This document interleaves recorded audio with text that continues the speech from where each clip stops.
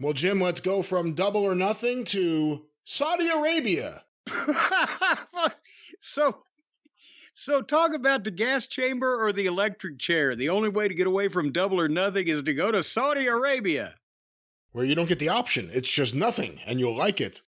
But here are the matches for Saturday afternoon, domestically, Saturday afternoons. What is it? Night of Champions.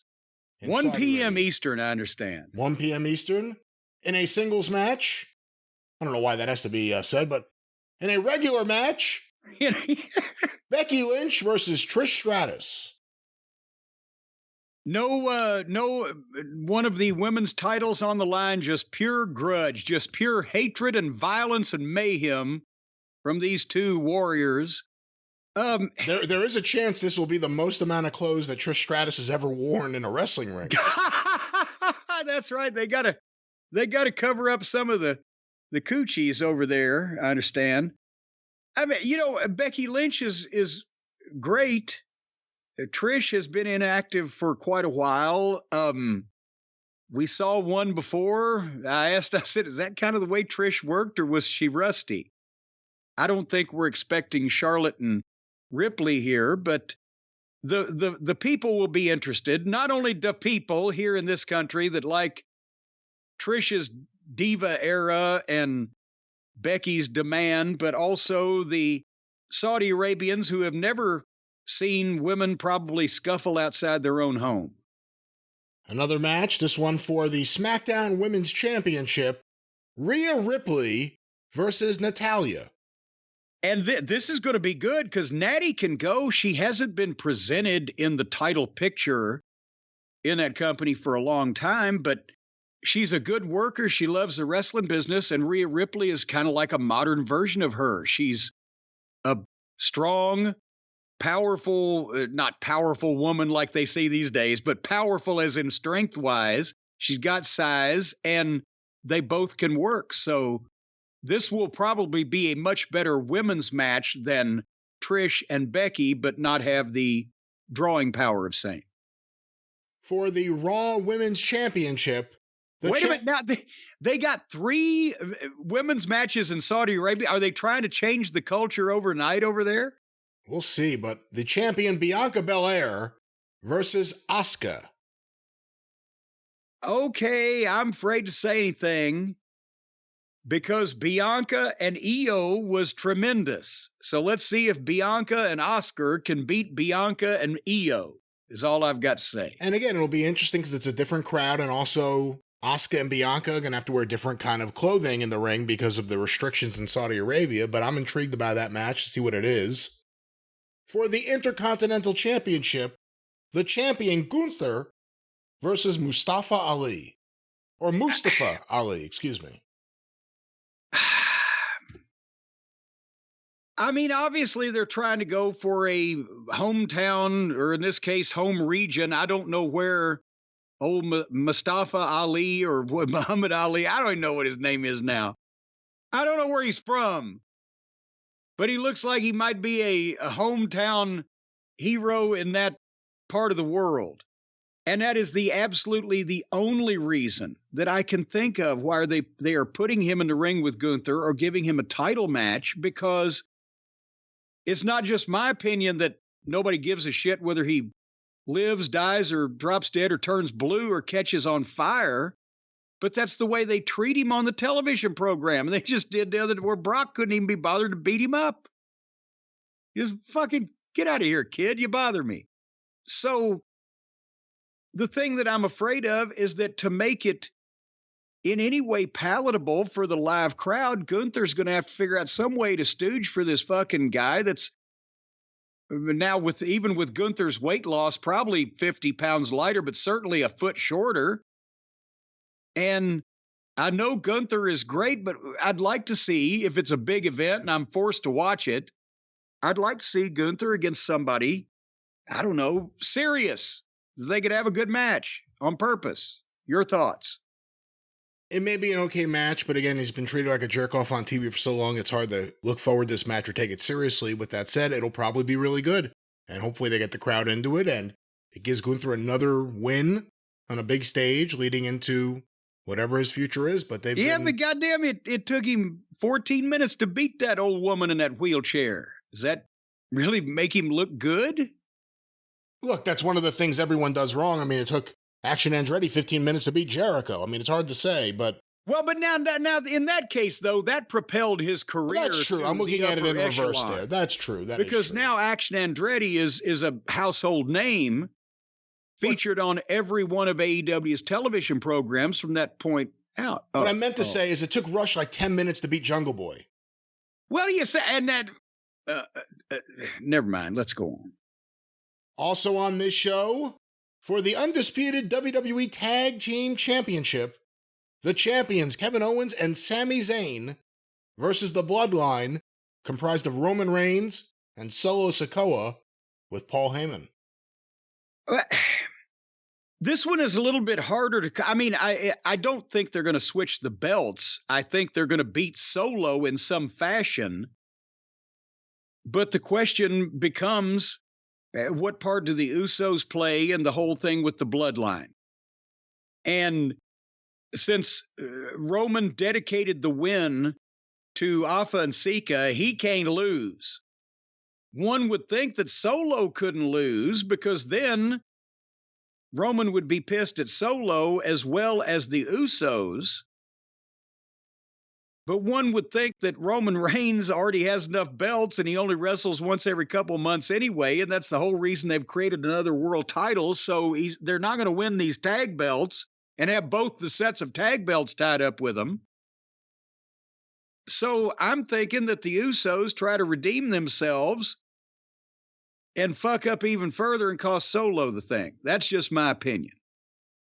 Argue with me. Can't argue because I don't know what they're going to do, but it is an interesting wrinkle if Roman and Solo win the tag titles. Beyond Roman having all the belts, just what that means for the Roman Reigns-Uso relationship.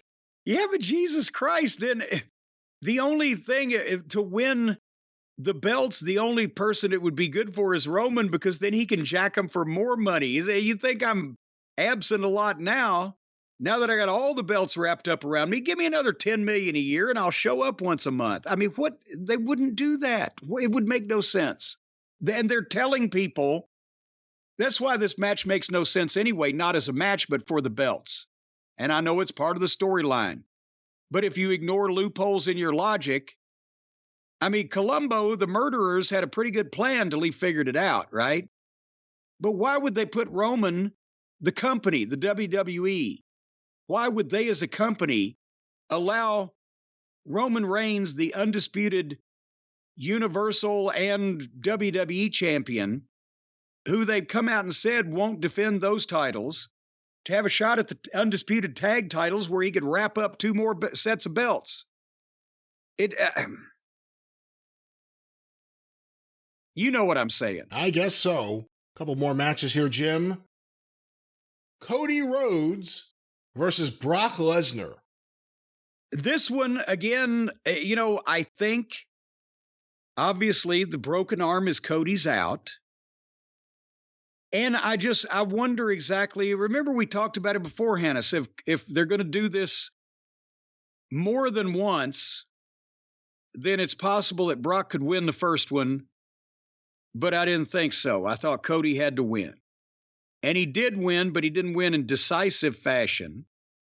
So then they've challenged for the fight, and they've shot this angle. Cody has a handicap now, a weak link, so he'll get over by fighting through it like Dusty would, and there'll probably be a bunch of twists and turns, but in the end, the arm will spell his downfall. But now it's not over, and the question becomes, do they rush it up, and do they bring it back at, what is the June pay-per-view isn't King of the Ring anymore, or is it now again? Whatever. Yeah, I think it may be again. I'm not sure. Maybe. Okay, whatever the next big pay-per-view is, do they rush it up for that and Cody wins 2 out of 3, or do they let it hang for a while and Cody heals and beats a few other, not underneath guys, but everybody's under Brock. So another few heals and then gets to redeem himself against Brock right before he has an opportunity at hopefully Roman Reigns again, or something to get back in the line of finishing the story. So they've made the chase, they've prolonged it, but eventually he can't go for the new world title, or that's the consolation belt, and that's probably why he's agreed to do all this, because he knew he had an out to not be in contention for the thing to begin with. He wouldn't fail at something he didn't want and didn't try for in the first place. But I think that may be the path now. Brock wins, Cody heals, rehabilitates the injury, beats a few more people, and then comes back and redeems himself against Brock before his next big chance at winning the title that would finish his story and bring him back to where he was with Dusty in the Garden. And finally, Jim, finishing this story, the main event for the inaugural World Heavyweight Championship, Seth Franklin Rollins versus AJ Styles. Okay, is that billed as the main event, or is that just the last match listed on the listing? This is the last match listed on Wikipedia, so whatever that means. Okay, yeah, well, that's not going to be the last match. It better not be. I mean, they might think they can get by with it in Saudi Arabia, but a lot of people watching the cock at fucking 3:45 on a Saturday afternoon of Memorial Day weekend may not stick with it after Cody and Brock. What about the bloodline? Don't you think you may have to end with Roman? Especially if Brock wins? I don't know that they care about leaving the people go home happy in Saudi Arabia for the live event. Either the Roman match or Cody and Brock will go on last. Roman probably has a better chance of going on last because that will be a longer match with more, action to it per se, because Brock and Cody can't go long, and Cody with a broken arm. But if Cody goes on and Roman is remaining, they'll stay. If Roman goes on and Cody and Brock are remaining, they'll stay. If Cody and Brock and Roman and that bunch goes on and they've still got AJ and Seth, that's going to be a fucking pilgrimage out of that building early. Even if you give them a big celebration. Well, again, it's Saudi Arabia, not anywhere else. Well, and also off the television. Even if you give them a big celebration of Seth Rollins winning the World Heavyweight Championship and he gets to dance and sing and do his thing. Well, you know what? They may have the doors of the stadium locked. They may tell people, don't get up until we tell you can. So you never know. But no, that would be hugely anticlimactic. And the match is going to be probably, not even probably, technically in the ring, athletically, the best of the night. And now they've painted both AJ and Seth as baby faces now, so I'm not sure who the people are supposed to cheer for or how they're going to be able to figure that out. But it's not.